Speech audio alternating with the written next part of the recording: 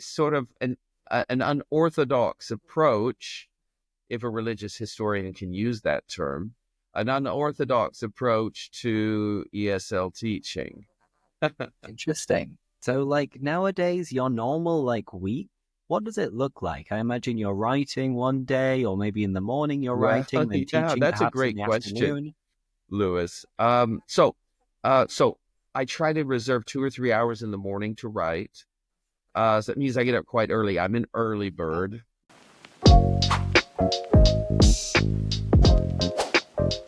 Hello, hello, hello, everybody. Good morning, good afternoon, good evening, good night, wherever you are in the world. And let me know, that being said, where are you watching this video from? Where are you from? You can leave a little message in the comments.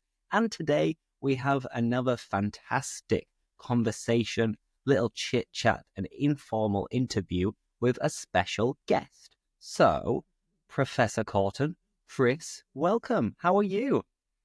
Well, it's great to be here, Lewis. I want to thank you for reaching out to me and offering some time with you on your wonderful YouTube channel. So I'm Professor Korten. I'm American. So Lewis and I are connected by the Atlantic, basically. But beyond that, I shared a bit of space with him in England. I studied in England, did a master's and PhD at Oxford and Cambridge, and was just this weekend in London. I'm not sure when this is going to go live, but I was just recently in London to have a reunion, university reunion. It was really nice. And yes, I still understand all the various English accents, although they can be challenging the further north you go. Um, so yeah, I grew up in America, studied there, studied in England, and have been living in Europe for the last many, many years since I graduated from Oxford with a PhD. I'm now a professor. I did a history degree in Oxford, so I'm a professor of history in Poland. And about just very quickly, so maybe guests understand why we are here today, because we're not going to talk a lot of history, although I'm telling my personal history at the moment. I 5 years ago or so, I was a professor in Moscow, history and politics, and was encouraged to do a webinar and then another one. And long story short, encouraged to start an Instagram channel. It was about 5 years ago. And that's how this English language episode, as I'll call it, a stint, began. And it's been a whirlwind experience, and we'll talk about some of that, I suppose. But one of the benefits of this social media, as you are well aware, is that you get to meet people that you wouldn't normally encounter. No, 100%. I reach out to so many different people. I kind of touch base with them. I was like, hey, do you want to collaborate? And then I'll end up speaking to people from all walks of life. And many people start out teaching English and posting content because they like traveling and they always wanted to have the freedom to work remotely wherever they went. But it sounds like you've got a little bit of a different story. So let's get straight into that. So you studied history and you did a PhD at Oxford, did you say, in Polish history? No, I did it in Italian history, European history. So I'm a scholar, I hate to say, I'm an expert in Scholar. sort of Italian papal history. So just finished an article, a chapter in the Cambridge History of the Papacy, and I was asked to write the 19th century. And that was probably the biggest honor to date. They could ask anyone who's familiar with the topic, they chose me. And that was, for me, a personal high, I have to say. So I just finished that. That'll be published this year. It's a 3-volume. I'm in volume 2. Not that anyone's going to read it, but I was just really excited about it. So history is still an active part of my life. I'm trying to write every day. And apropos, that sort of informs a little bit of how I teach English. So it's not the standard sort of route that you go. I have a more academic slant. Maybe I've been using languages, writing a lot. I teach history, politics, culture, religion at various levels of university, but I've also, done the English language with 6-year-olds. So I've run the gamut. And so I think one of the interesting aspects that I maybe bring to the table is some different vantage points on how to teach things, maybe a bit more analytical, or I try to enliven things in ways that maybe you won't normally find in the textbooks. And so I find that quite interesting. I can give you examples later if you want, but yeah, so it's sort of an unorthodox approach, if a religious historian can use that term, an unorthodox approach to ESL teaching. Interesting. So, like nowadays, your normal week, what does it look like? I imagine you're writing one day, or maybe in the morning you're Well, writing, then yeah, teaching that's a perhaps in great the question, afternoon. Lewis. So I try to reserve 2 or 3 hours in the morning to write. So that means I get up quite early. I'm an early bird. Don't ask me how early, but I can get up very early.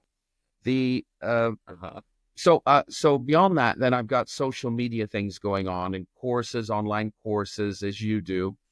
But what's taken up more of my time recently are these speaking engagements. So after 4 years or so of sort of meandering in the ESL space on social media, I've just suddenly started to receive a spate of invitations. So I'm traveling almost every month somewhere in the world to speak, or certainly doing something online.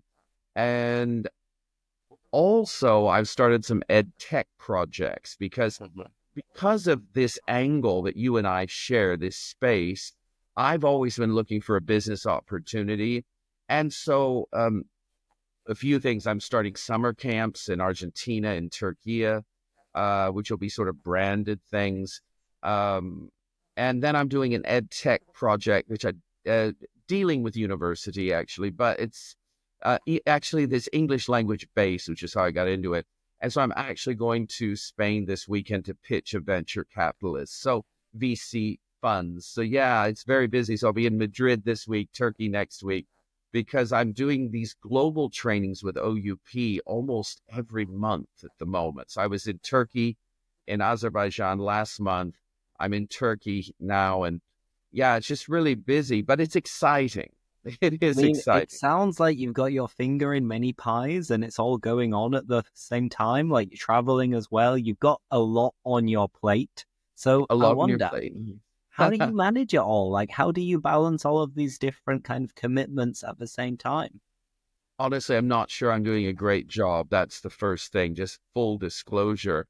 Uh, I'm tired, but I have a team behind me, which helps. So I have someone coordinating things, and, a few full-time people who sort of take some of the pressure off. Okay, perfect. And what would you say is the most interesting aspect of your job and your commitments at the moment? If you had to just pick one thing, what would you stick with? Oh, that I'm is a putting you on the spot a terrible little bit, question. so This is a good apologies. question. So, I enjoy all the things that require me to think in new ways.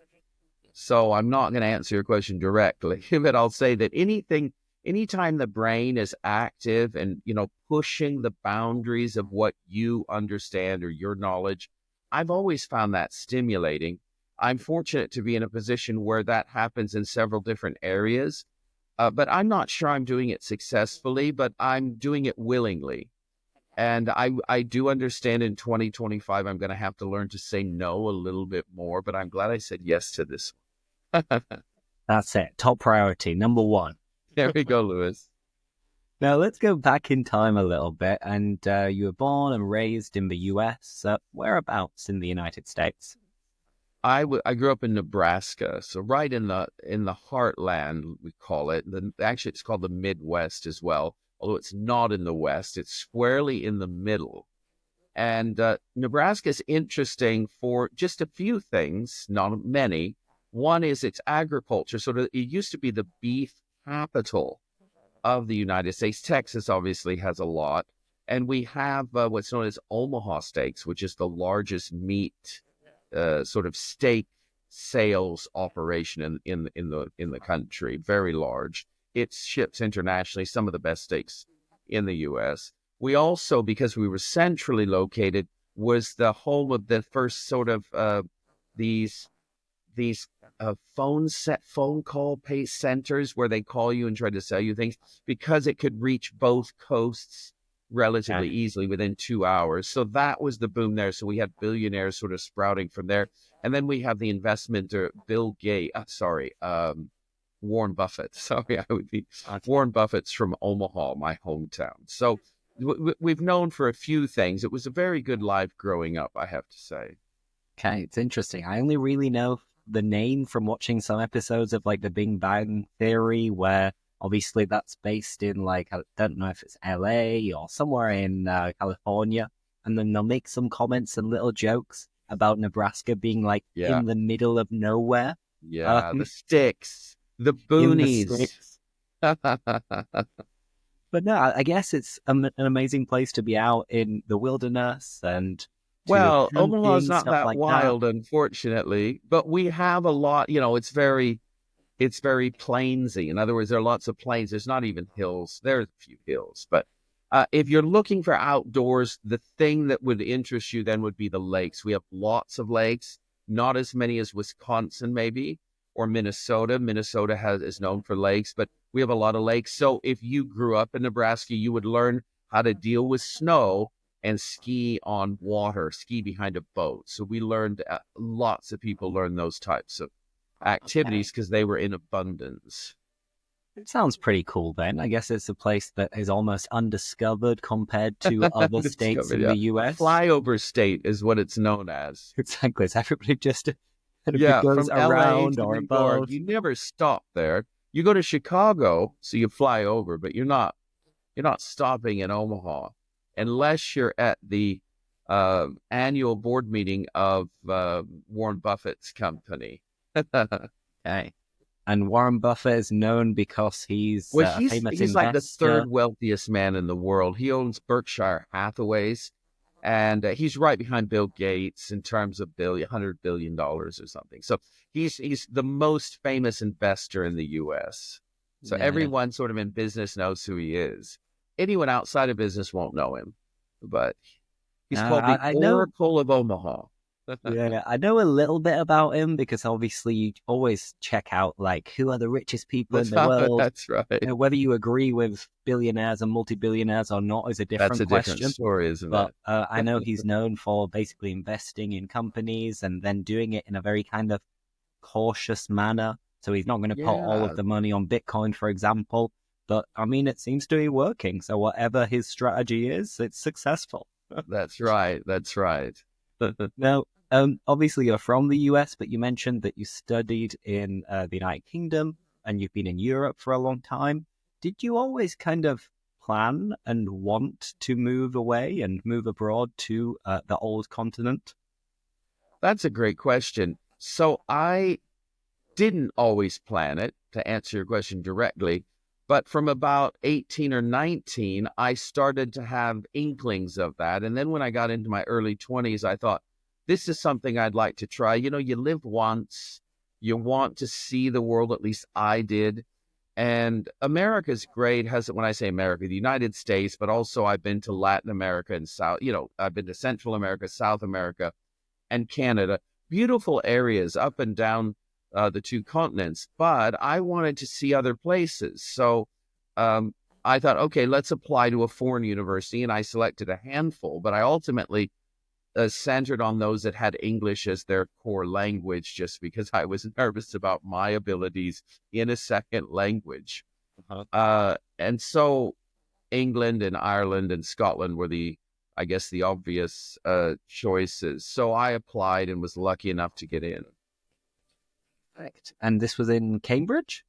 So I did a master's at Cambridge and a DPhil in Oxford. Hey, wow. I mean, pretty impressive. Well, bravo. I'm not sure.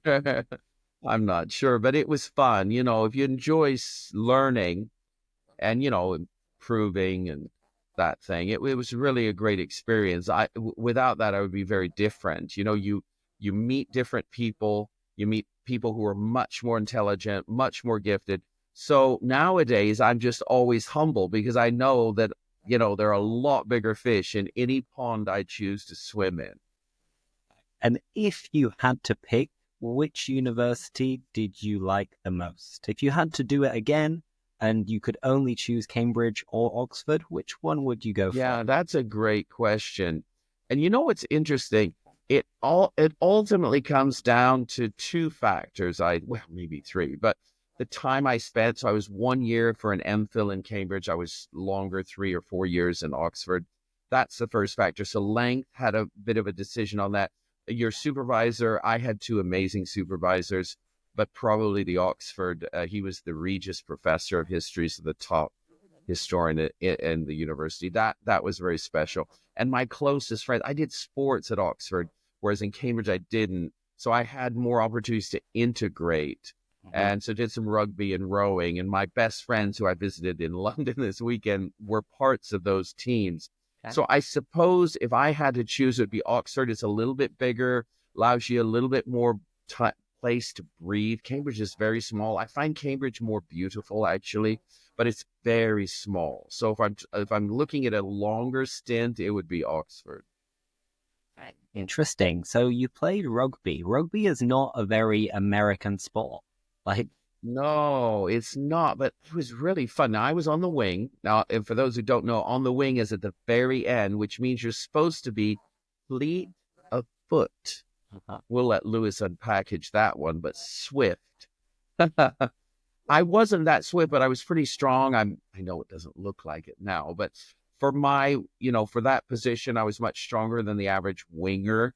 And so I was able to sort of run them over, most of them. But keep in mind, this is at the college level, not the university level. I mean, I also played rugby when I was at school, but I was never a huge fan. I've always preferred football. My football, Okay. your soccer. But I played for a few years, and then I kind of fell out of love with it when I was like 16, because I could tell that when I was playing now, it was getting rougher and rougher. And the people who I was competing against were getting bigger and bigger. So I was like, oh, I don't know if I want to get like beaten up every weekend. So I politely declined to partake next season. I was like, okay, that's me done. My stint is over, and I'll switch to running and football and things that are still maybe contact sport, but not quite the same level. Yeah. Admittedly, on the wing, you don't get a lot of that hard hitting. So I was sort of, away from the center, but Your I aim is to understand you. escape from people, to run away from them as fast as you can. Perfect. Now, one thing you mentioned you are an early bird, you are a morning person. What time do you normally wake up in the morning? Well, this is odd, and I'm going through a phase now, Lewis, where I sleep until I I sleep when I'm tired, and I wake up when I'm awake. Now that seems rather prosaic and obvious. However, what that literally means, how that plays out, is the following: I will go to bed at 11. I'll wake up at 4, and I'll just start my day. And I might work till 7 or 8, and then I'll sleep for an hour or two. And then I'll take a nap in the afternoon. So I love an afternoon nap. 30 minutes is great. So I have the luxury well, I have a light teaching load this semester. So I mainly have my own schedule. So I'm just, I work when I'm fresh. That, I think, is the caveat, or sort of the determiner. I like to be fresh when I work, because I mentioned before, I'm doing a lot of thinking on these projects, or reviewing, or I'm writing a book review at the moment. I'm a board member on a journal, and they've asked me to do, I've got to be fresh when I'm reading this book, and it's in Italian, so I've got to be double fresh. So these sorts of things. So when I'm tired, I just sleep. And then when I wake up, I'm fresh and I can crack on with it. Perfect. A nice little phrasal verb. I love phrasal verbs. To crack on with something is kind of to start work with it, to continue with it. If you say, come on, crack on, it's like, guys, work, get started. That's right. I want to add to that in America, we would never use that phrasal verb. But I learned that when I was in Old Blighty, because in the U.S., we don't say crack on. People wouldn't know what you mean. Don't hit me. Nice phrase, Old Blighty. which is a nice kind of, I don't know whether romantic term, but it's a nice way of referring to Britain, basically. So old Blighty would be Britain. And when you were living in the UK, what were the things that were different or that kind of stood out to you as being like, oh, I'm not used to this. This is not like Nebraska. Yeah, that's a great, hate to say this again, that's a really good question. I'll tell you a few the mundane, the everyday things I think are the most interesting. For example, after the pub, first of all, the pub. So at university, I want people to understand the context here. At university in Oxford and Cambridge, it was very much in the culture. Every college had a bar, and that was the cultural center. When you finished deep hall or dinner, you went to the bar, and it was very social. That was very positive. Now, I know some of your listeners might be opposed to alcohol. You didn't have to drink alcohol, but it was generally a lot cheaper than in the city. And after that, however, if you carried on the evening. So, for example, on rugby days, which were Thursdays, we'd meet in the bar in the evening, and it was just a rugby drink, to celebrate a win, or more often to sort of pour over the losses. But we might go into the city at that point. Here's what's interesting. First of all, first big difference, things closed earlier. 11 p.m., bars close. In the U.S., it's 1 or 2. And we generally didn't go to clubs, during the week. So what's interesting, though, when the bars closed, there were these kebab vans. It's a van, you know this, but for your viewers, it's a van that you park on the side of the road, and you are licensed to sell kebabs, and they call it, in England, they call them chips. We call them French fries. And everyone did it. Everyone just went to the kebab van, and you have these long queues. We call them lines, but in their queues, queuing up for a kebab or chips or both. And it's just something that it's very foreign in our culture. We don't have kebab vans. We don't have food vans unless it's a fair or a concert. But in England, every evening, the vans get out, and they are everywhere. I'm not sure if they're in every city, but I would imagine they're in a lot of university areas of England or Britain. Yeah, I think it depends on the city and the area 100%. There are always like food vans for sure. And like kebabs, a kebab is the typical thing that you will have at the end of the night to like soak up the alcohol. And usually they're not very nice. Like if you go to Germany and you have a kebab, it's delicious. But if you have a kebab in the United Kingdom, unless you go to a really good place, it's not going to be too good. It's going to be a bit grimy, a little bit dirty. You're not going to feel good the next day as a result.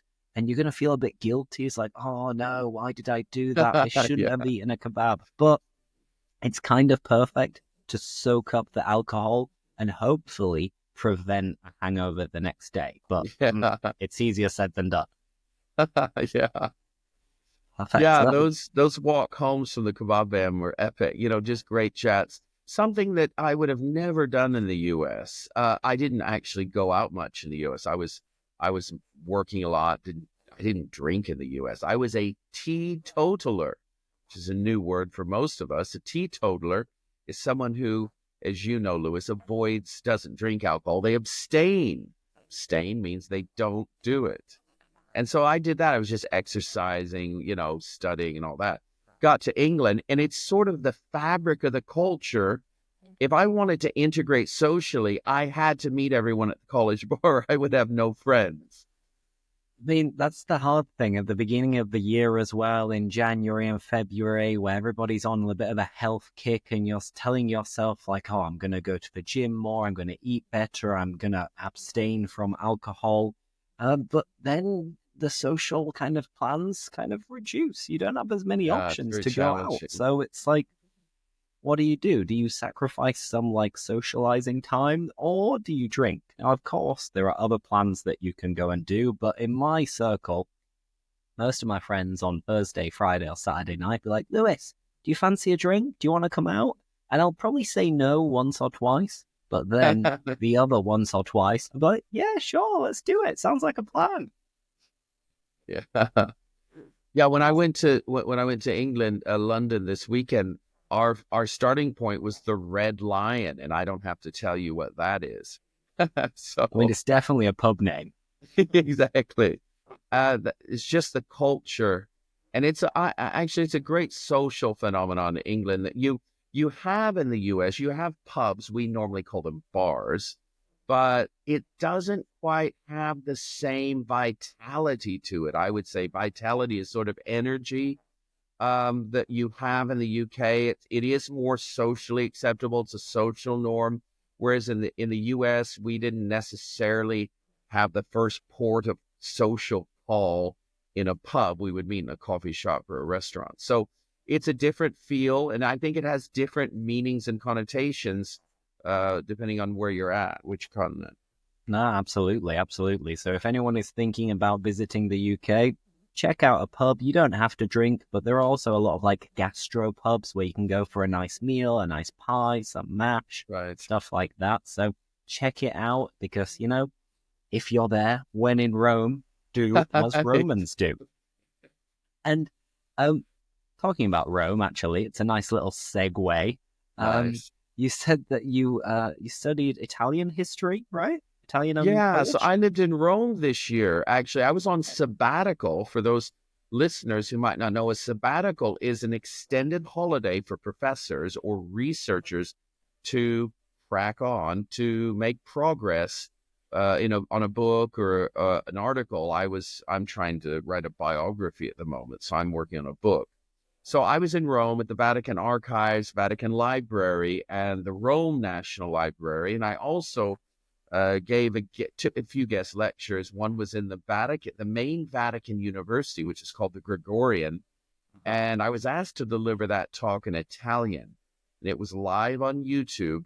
And the reason I cherished or relished that moment, relished is sort of really savor it and be thankful for it, is because I'm asking, and Lewis, you and I are asking our followers to, overcome their fears.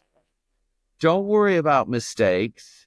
Stay confident and, hold your head up high. But, can I do it? Can I follow my own advice? And it was a real good test. For me, I loved it. But it was hard work, a lot of preparation, because it's at a different level. It's a very highly academic endeavor with experts in the field. So it's a little bit different, but it's at the core the same. I'm using a language that's not my mother tongue in my professional work.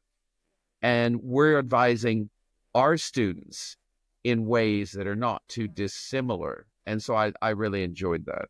Perfect. And è andato tutto bene? Tutto bene. No problem? Because, I No mean, problem. I It speak went a little well. It bit of went well, but I Italian, was prepared but and I had it written out. I'd practiced it. They got all the kinks out.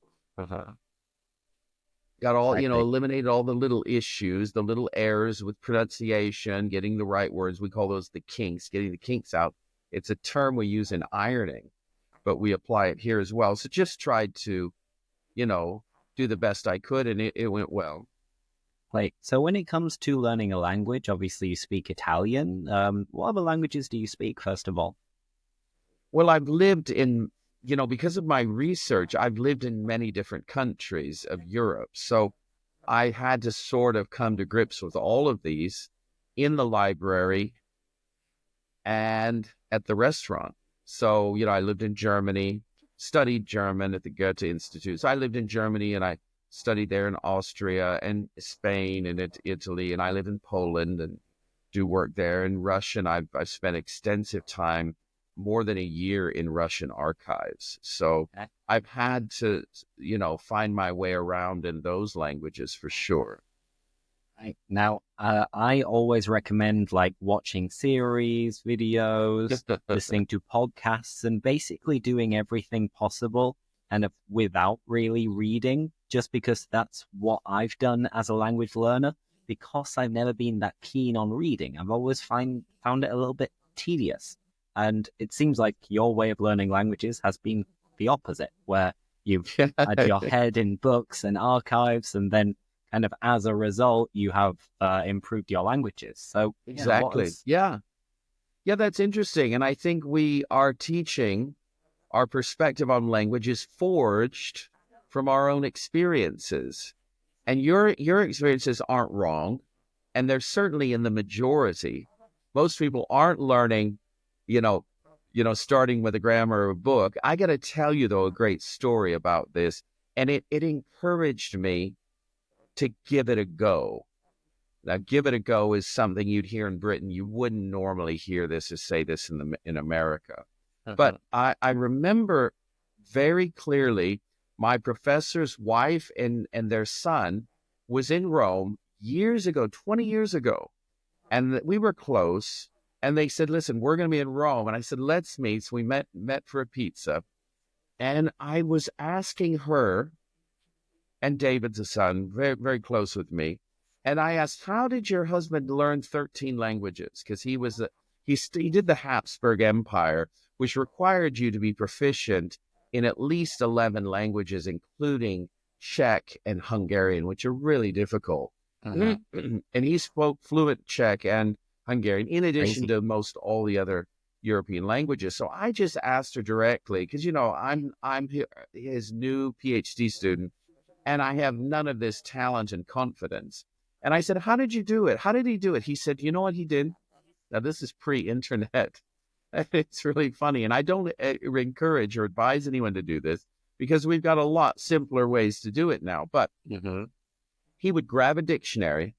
He would study a little bit of grammar on his own to know the basics. So he studied some grammar, grabbed a dictionary, headed to the library, and started reading, and eventually sorted out the language. Now, when I say did some grammar, he obviously knew grammar structure very well. You don't just approach this haphazardly, sort of without a plan. And, but what it did is it encouraged me to think, listen, if he can do it, he's a lot smarter than I am naturally, but there's a chance that I can. And she emboldened me, this is a nice word for gave me more courage to do it.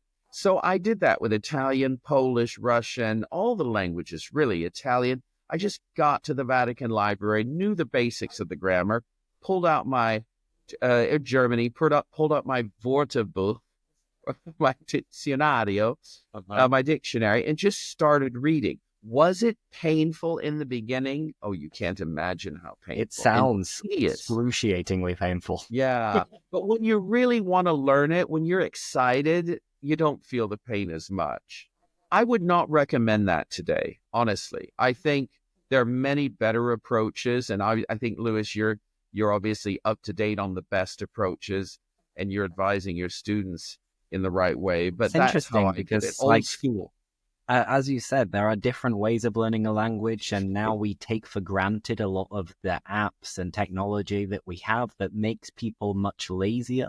So then we use artificial intelligence so much. I do it myself quite a lot. And I notice and I admit that I'm getting lazier when it comes to learning a language.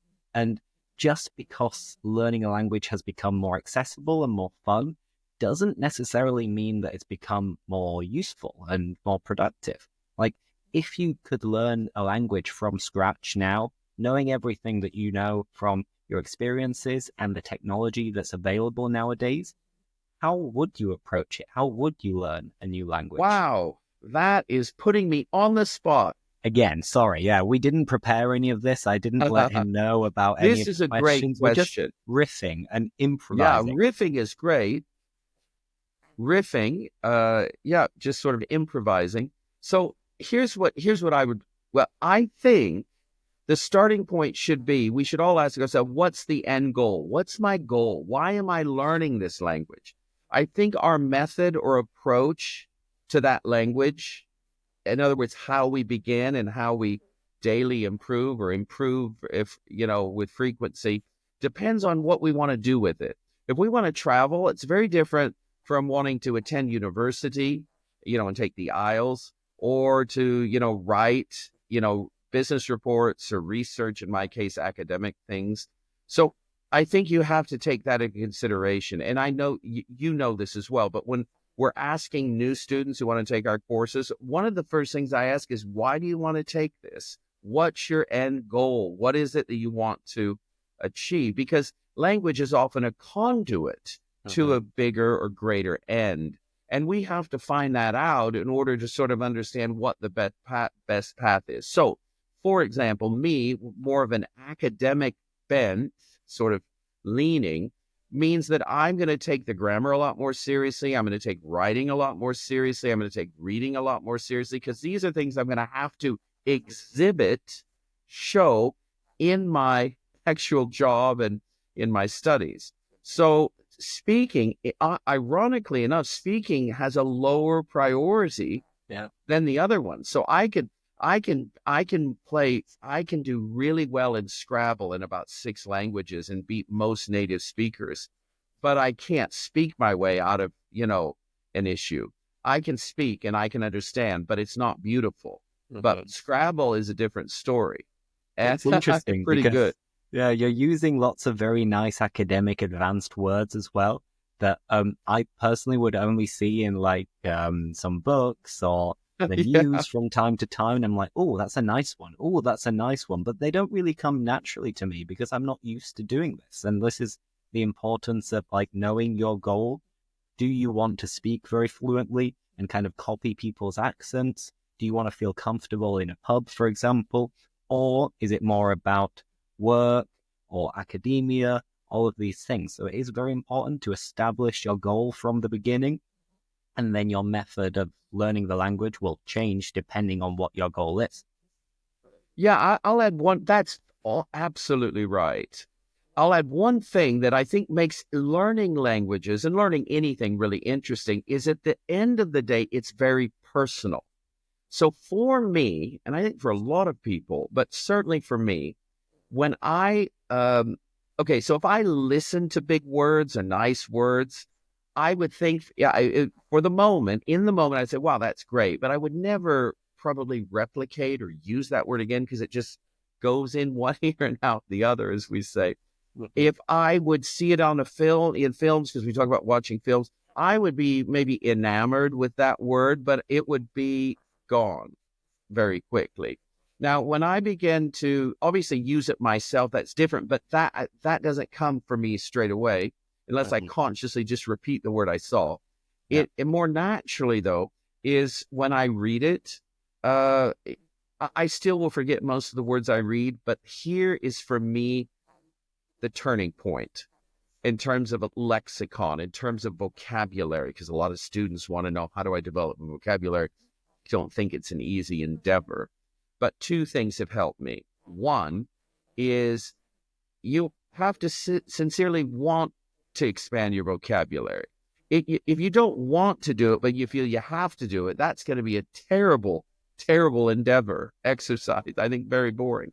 But I was generally keen on new phrases, new turns of phrases, how to express things differently.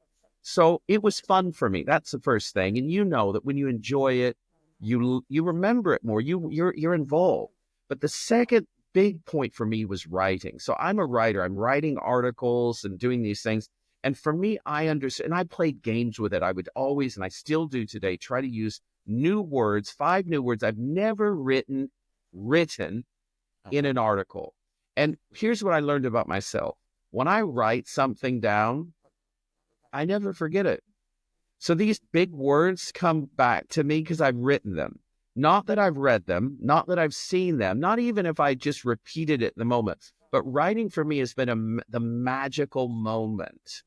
And maybe because I reread those articles a few times before I submit it to the publisher, I'm not exactly sure. But for me, writing has been a turning point in terms of vocabulary. The problem with teaching that, as you very well know, is, especially in the age of AI, is you're just not called upon to write so very much outside of these sort of isolated and rather contrived exercises in the aisles. So, you've got to now sort of balance practicality, efficiency with, this ennobled desire to write, which has no real practical end in most cases. For me, it does, because that's what I do. But you understand what I'm saying. No, 100%. Like, I think the best way in which I kind of accelerated my improvement in Spanish was when I was in Argentina. This was like a decade ago now. And I remember I was starting to go out with an Argentinian girl, and we started messaging on WhatsApp all the time. So then I had to like look at what she was saying and then think of how I was going to respond. That Of is course, excellent. it was a beginner intermediate level. And this is the perfect kind of practice for that, to have someone you want to speak to and like chat to. Of course, if it's family, friends, colleagues, a potential partner, then you're going to be motivated because you're going to want to speak to this person and you're going to want to know what they're telling you. And you're also Exactly. going to want I to forgot about the communicate. chatting. Lewis, that's brilliant. Yeah, chatting is great. And you can learn a lot of the language. I mean, sort of comprehension levels, at least, by writing. That's amazing. How is your Spanish, by the way? It's good. My Spanish is really good. My girlfriend is from Spain and from Sevilla. So my Oh, you Spanish is... switch continents, though, I see. Yeah, so I used to speak a little bit with an Argentinian twang, like a little bit of Argentinian. So I was like, che, boludo, ¿qué pasó? Está Because of the lloviendo. Italian influence, is that right? Exactly. But then I started hanging out with people from Andalusia in the south of Spain. Then Yeah, I I met hear my it. I already hear girlfriend. it. You can hear the kind of lisp that's... And then obviously I tried to speak a little bit like her, which is funny because there was one thing that obviously between men and women, sometimes we'll use different turns of phrase.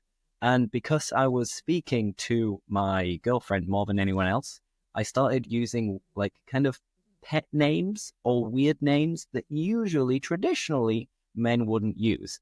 And I'd be like to my guy friends, like, que cuchi, like, huh, which is like how cute, but in a kind of like a weird way.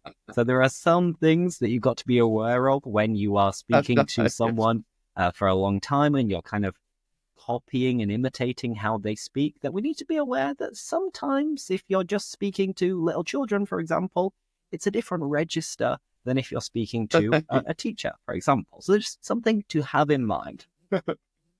By the way, where in Argentina were you?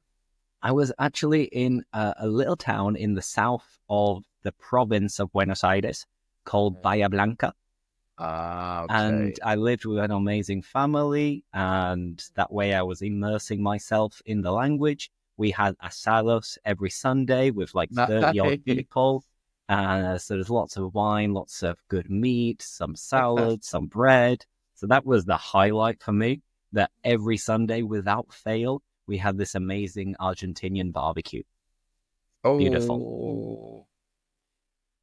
Now, we haven't got long, so we're going to continue for about 5 minutes, but I'm curious about travel. Given that you've traveled so much, are there any particular places that have had a big effect on you, or places that you think, I wish I could go back to?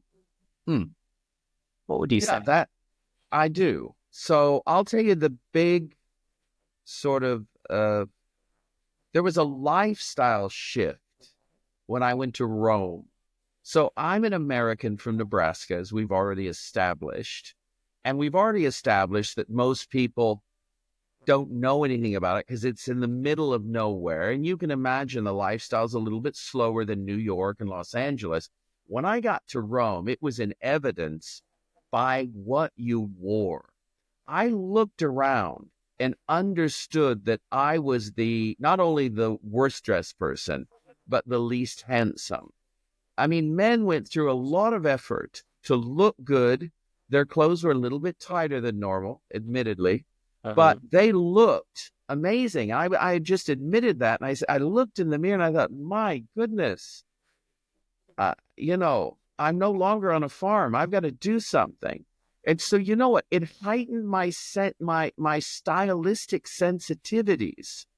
And so I started to look at the colors, the color scheme. I didn't look at this before. My mother did all that. So that doesn't match, Chris. Turn it, wear something, it was on automatic pilot. Mom would sort of dictate what was acceptable in public. But when I got on my own in Rome, it was evident that people dressed at a very high level. And And I wanted to do the same. I wanted to look better. So I still adopt that. I mean, I have this Italian jacket. You can't A see nice it. little blazer, I love looking this jacket. smart. So, no, but I like dressing well now. And I dress admittedly a bit conservative. You and I dress differently. I don't know why. Maybe it's age, maybe it's just preferences. It's a little of both, I suspect. But I like this sort of traditional. I like dressing up. I often wear jackets. That's a Roman influence. I have an Italian stylistic. So that's the answer to your first question. The answer to your second question is Asia. I would love to go back to Tokyo or Seoul. Both cities I've been to, both cities I really like for slightly different reasons, but they have sort of a similar thing. Or, Shanghai. I've been to Hong Kong. Not sure I want to go there anymore. But the very special. I can't explain. I just loved it. And yeah. I mean, it's interesting with Seoul because I've spoken to different people about Japan. I know it's quite common for people to move to Japan and teach English. But with South Korea, it's a little bit less common.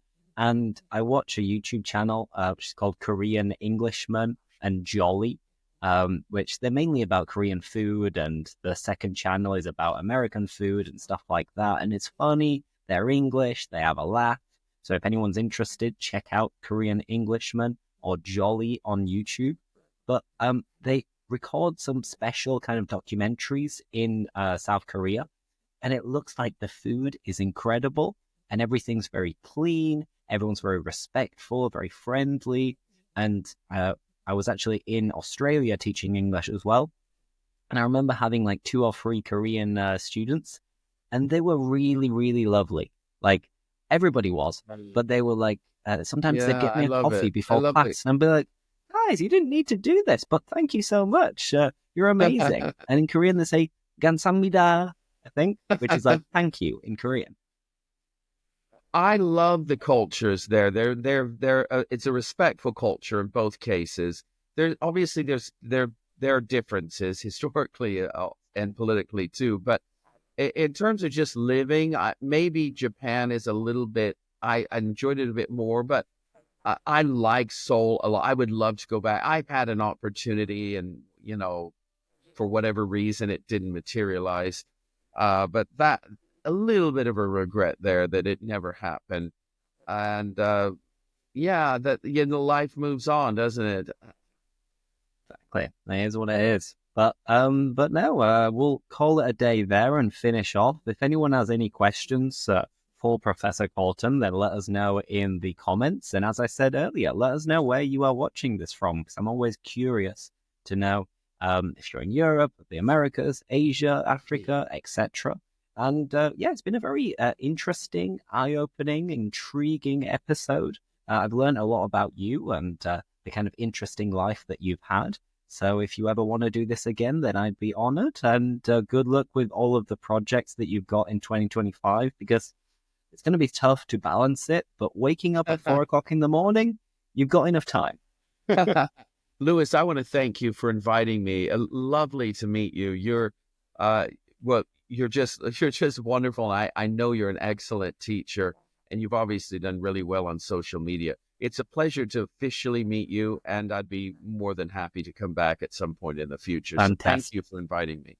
It was all my pleasure, and thank you everybody for watching. I hope you enjoyed it, and yeah, we'll see you in the next video. Great. See you. Bye-bye.